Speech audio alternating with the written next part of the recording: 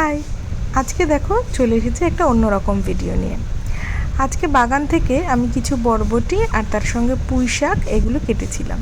তো ভাবলাম সেগুলো দিয়ে খুব সিম্পল একটা ভালো রান্না দেখাই তোমাদেরকে। তো প্রথমে দেখো বরবটি, পুঁই শাক তার সঙ্গে আলু এটা কেটে নিচ্ছি। ব্যাস এইটুকুই দিয়েছি, আমি কুমড়ো টুমড়ো এসব কিছু দিইনি।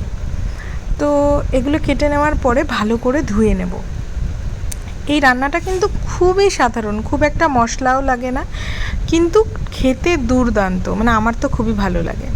তো যাই হোক, কড়াইতে সর্ষের তেল গরম করে 5 ফোড়ন সম্বার দিয়ে তারপরে আলুগুলো আমি একটু ভেজে নেব। প্রথমে আলুগুলোই দিতে হবে, একটু নুন একটু হলুদ এই দিয়ে ভালো করে আলুটা ভাজা ভাজা হলে তারপরে শাক আর বরবটিটা দিয়ে নুন দিয়ে আর একটু হলুদ দিয়ে আর লঙ্কার গুঁড়ো দিয়ে সুন্দর করে নেড়েচেড়ে নিতে হবে। এখানে আমি কাশ্মীরি লঙ্কার গুঁড়ো দিয়েছি একটু কালার হওয়ার জন্য, আর তার সঙ্গে দিয়েছি নর্মাল এমনি ঝাল লঙ্কার গুঁড়ো, তার সঙ্গে একটু চিনি দিয়েছি, দিয়ে কষিয়ে জল দিয়ে নাড়াচাড়া করে নামিয়ে নিলেই কিন্তু রেডি আমাদের পুঁই শাকের চচ্চড়ি।